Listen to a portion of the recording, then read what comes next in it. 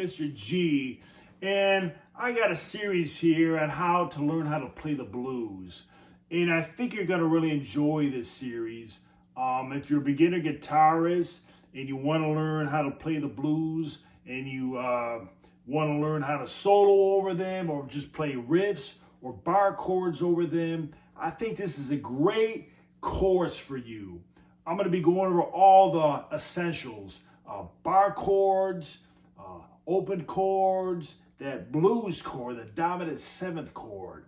I'm going to be going over different scales, your minor pentatonic, your blues scales, different techniques, bending, hammer-ons, pull-offs, vibratos, and different things you can use to help you learn how to play solos over the blues. So I think this will be a great course. I'm going to go over each of those techniques in all my videos in this course. So I hope you take your time, listen to those videos, watch them, learn the different techniques.